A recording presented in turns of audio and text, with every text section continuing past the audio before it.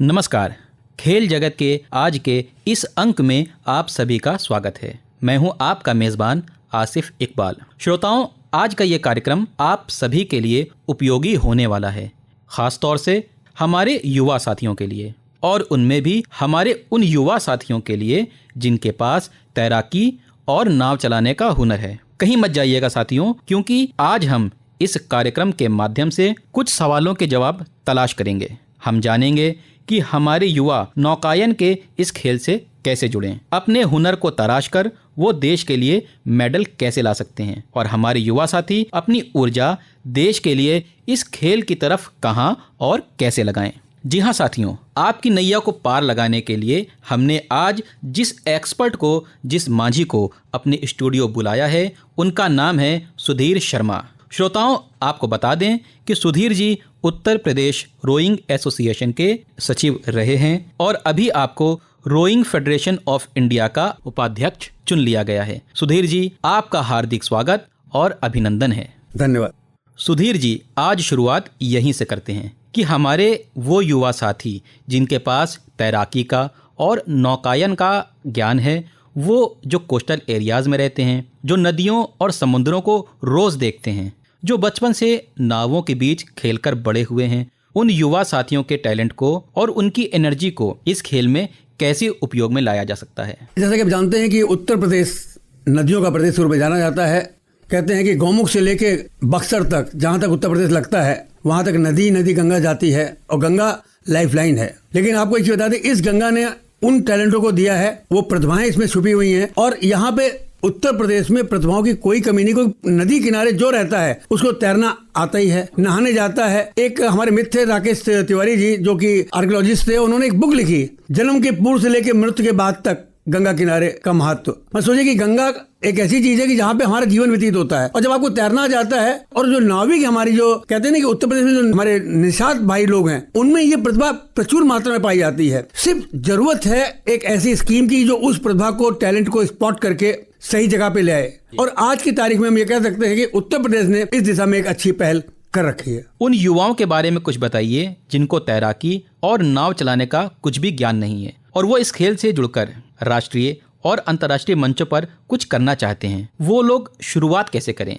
क्या करें? क्या उनके लिए अब देर हो गई है? नहीं, जब जागो तब सवेरा है, कभी देर नहीं होती। और बता दें कि इस स्विमिंग और रोइंग के लिए कोई उम्र का तकाजा नहीं है कि कब आप शुरू करें कब खत्म करें। सिर्फ आप में एक जज्बा चाहिए। आपको बता दें, हमारे ओलंपिक में 35-40 साल के लोग गोल्ड मेडल जीत रहे हैं। तो इसमें उम्र का बंधन नहीं कि आपकी उम्र हो गई। मेन चीज है कि आपका न्यूरोमस्कुलर कोऑर्डिनेशन कैसा है, आपकी इच्छा शक्ति कैसी है, आपका अभ्यास कैसा है, आपकी टेक्निक कैसी है। इसके अनूठे संगम से ही ओलंपियन पैदा होता है। और अगर आपको रोइंग करनी है या स्विमिंग करनी है, अगर सबसे पहले रोइंग आने के लिए आपको स्विमिंग आनी जरूरी है। और स्विमिंग के लिए जैसे कि बनते होते हैं नदियों का प्रदेश, जरूरी नहीं कि आप स्विमिंग पूल में स्विमिंग सीखे, आप नदी किनारे भी स्विमिंग सीखे। हमने गोमती नदी किनारे ही स्विमिंग सीखी। हमारे समय इतने स्विमिंग पूल नहीं हुआ करते थे, लेकिन आज उत्तर प्रदेश में, लखनऊ में हर 10 किलोमीटर के ऊपर एक स्विमिंग पूल बना हुआ है, चाहे वो प्राइवेट हो, चाहे वो सरकारी हो, चाहे यूनिवर्सिटीज के हो, स्विमिंग पूल की। और स्विमिंग एक ऐसी चीज है, एक कहते हैं इसको स्विमिंग को मदर गेम के रूप में जाना जाता है, कि अगर आपको कोई भी खेल खेले, अगर साथ में आपको स्विमिंग आती है, तो समझ लीजिए आपके पास एक प्लस पॉइंट हो गया है। और कोई भी खेल खेलने के बाद अगर आप स्विमिंग कर लेते हैं, तो आपका न्यूरोमस्कुलर कोऑर्डिनेशन तो बढ़ते ही बढ़ता है, और पूरी बॉडी आपकी रिलैक्स हो जाती है, पूरी वाटर मसाज मिल जाता है। इसलिए पहले आप स्विमिंग सीखिए, फिर रोइंग कीजिए, और कभी देरी नहीं हुई है, जब चाहें तब आप शुरू कर सकते हैं। तो सर, जो हमारे युवा साथी हैं जो इस खेल से जुड़ना चाहते हैं, तो वो शुरुआत कहाँ से करें, कहाँ जाएं, किसको कांटेक्ट करें? सबसे पहले अगर स्विमिंग आती है तो बहुत अच्छी बात, अगर नहीं आती है तो किसी भी स्विमिंग पूल में चले जाएं, वहाँ पे ऑन पेमेंट स्विमिंग होती है। सरकारी स्विमिंग पूल में सरकारी रेट के ऊपर स्विमिंग होती है, प्राइवेट स्विमिंग पूल में प्राइवेट रेट के ऊपर स्विमिंग होती है, और लखनऊ में भी होती है। उत्तर प्रदेश हर शहर में इस समय स्विमिंग एक ऐसा व्यवसाय हो गया है, क्योंकि स्विमिंग से लोगों को रोजगार मिल रहा है। स्विमिंग से लोग रोइंग में आ रहे हैं, स्विमिंग से लोग वाटर पोलो खेल रहे हैं, स्विमिंग से लोग डाइविंग कर रहे हैं, स्विमिंग से लोग कैकिंग कैनोइंग कर रहे हैं। मतलब इतनी विधाएं वाटर की कि सबसे लोग जुड़ते हैं, इसलिए उसको स्विमिंग आनी जरूरी है। इसलिए स्विमिंग की सबसे ज्यादा डिमांड है। आपने स्विमिंग सीख ली, कहीं से भी स्विमिंग सीख ली है, फिर उत्तर प्रदेश में इलाहाबाद, रामगढ़ताल, गोरखपुर, लखनऊ, कानपुर, ये सेंटर है जहाँ पे इस समय रोइंग हो रही है, जहाँ आप कर सकते हैं। और रामगढ़ताल का बता दें, रामगढ़ताल एक नया वेन्यू के रूप में उभर करके आया है, और उसमें आज की तारीख में कि नई प्रतिभाओं को खोज करके आवासीय सुविधा निःशुल्क दे करके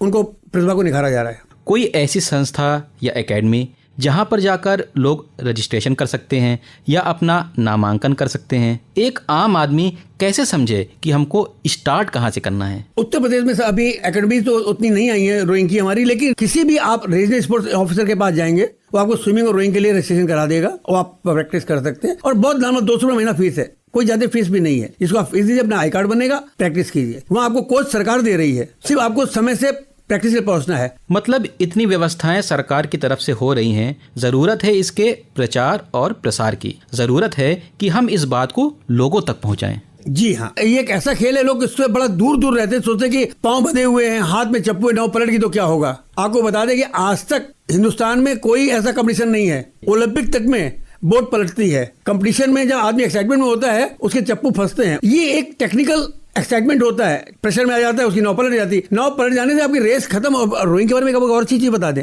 फाइनल को छोड़ करके, फाइनल तो फाइनल में दूसरा मौका आपको नहीं मिल रहा है, लेकिन रोइंग में सबसे अच्छी बात यह है कि आपको हारने के बाद भी एक मौका दिया जाता है, उसको हम रैपिड चार्ज कहते हैं। हारने के बाद भी एक मौका मिलता है? हारने के बाद एक मौका, अगर आप 2 बार हार गए तो आप कंपटीशन से आउट हो जाएंगे। उत्तर प्रदेश और लखनऊ में रहने वाले लोगों के लिए यहाँ का बुनियादी ढांचा कैसा है और क्या है, हमारे युवा साथी और खेल प्रेमी ये जानना चाहेंगे। जैसे हमने आपको बताया कि इस समय एक अंतर्राष्ट्रीय सेंटर के रूप में हमारी रामगढ़ ताल उभर करके आ रही है और माननीय हमारे जो मुख्यमंत्री योगी जी ने उसमें करोड़ों रुपया इन्वेस्ट किया है और वहाँ पे अभी कई राष्ट्रीय की प्रतियोगिता भी हम लोगों ने आयोजित की है। और वो एक ऐसा सेंटर है कि यूपी का कोई भी बच्चा वहाँ जाकर के रोइंग कर सकता है, कोई दिक्कत नहीं है। फिर इलाहाबाद में 2 सेंटर चल रहे हैं, वहाँ जाके कर सकता है। कानपुर में बैराज के पास बोट क्लब है, वहाँ जाके कर सकता है। ये सब सरकारी है, प्राइवेट नहीं है। सुधीर जी, अभी बातें हुई कि इस खेल से युवा कैसे जुड़ें। हमने यहाँ के बुनियादी ढांचे पर बात की। अभी भी हमारे काफी सारे श्रोता ऐसे होंगे जो जानना चाहते होंगे रोइंग खेलों के बारे में। इन खेलों के बारे में थोड़ा विस्तार से हमारे श्रोताओं को बताइए। देखिए, रोइंग खेल के बारे में सबसे अच्छी चीज है कि ये जानने की रोइंग की हमारी जो खेल की उत्पत्ति हुई है ये आदिकाल से हुई है।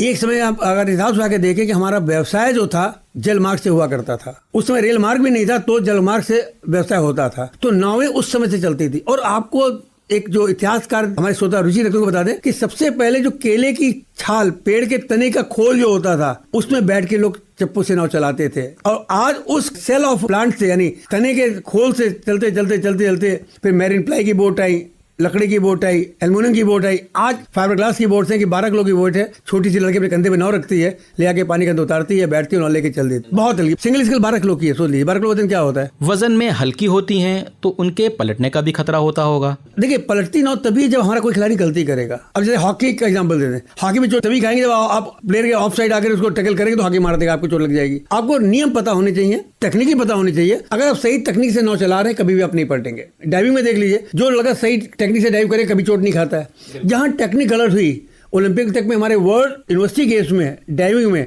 माँ कोच थी, बेटा वर्ल्ड यूनिवर्सिटी गेम में डाइविंग कर रहा था, लास्ट डाइव थी 3.5 समरसेट मारी रिवर्स की और पता लगा कि उसका सर बोर्ड से टकरा गया, सर खुल के ऑन द स्पॉट डेथ हो गई।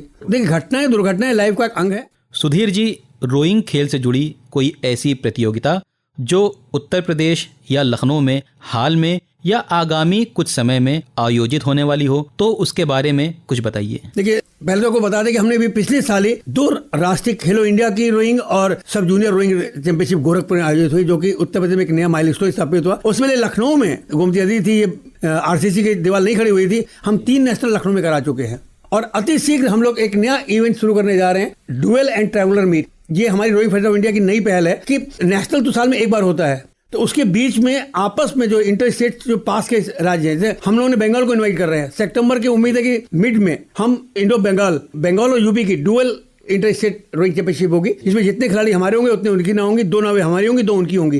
डायरेक्ट फाइनल होगा, 1 डे गाला होगी। एक दिन पहले वो आएंगे, एक दिन कंपटीशन करेंगे, नेक्स्ट डे वो लोग चले जाएंगे। उनकी सारी व्यवस्था हमारी यूपी गवर्नमेंट करेगी। सुधीर जी, आम जनमानस में गरीब या पिछड़े तबके के लोगों में जो आर्थिक रूप से थोड़ा कमजोर हैं, उनके बीच इस खेल को लोकप्रिय बनाने के लिए क्या करना चाहते हैं? हम चाहते नहीं है, हमारी यूपी गवर्नमेंट ने शुरू भी कर दी है कि हमारे जो आदिवासी बच्चे हैं, जो पूर्वांचल के लोग हैं, नाविक के बच्चे हैं, वो रामगढ़ ताल के हॉस्टल में रह करके नौका चालन सीख रहे हैं और कर रहे हैं। तैरना उनको पहले से आता था, वो स्विमिंग चैंपियन कभी नहीं हुए, लेकिन आज इंडिया में जो भी इतना अच्छा कर रहे हैं कि उम्मीद है कि हमारी अगली जो जूनियर टीम जाएगी उनमें वही नाविक के बच्चे यूपी को रिप्रेजेंट करेंगे नेशनल में जाकर के। और भारत सरकार की भी स्कीम है, हमारी रोइंग फेडरेशन का भी कहना ही है कि जो नेचुरल टैलेंट है उसको हम जितना प्रमोट करेंगे। और आपको रोइंग बता दें, रोइंग में कोई कैसा खेल है कि जितने बच्चे हैं, चाहे वो आर्मी में आज की तारीख में हो, चाहे नेवी में हो, चाहे किसी नौकरी, रेल में नौकरी कर रहे हैं, पुलिस में नौकरी कर रहे हैं, सब के सब 90%, 10% तो हमारे शहरी बैकग्राउंड के, 90% सारे खिलाड़ी हमारे, चाहे लड़का हो चाहे लड़की, वो सिर्फ गांव के हैं।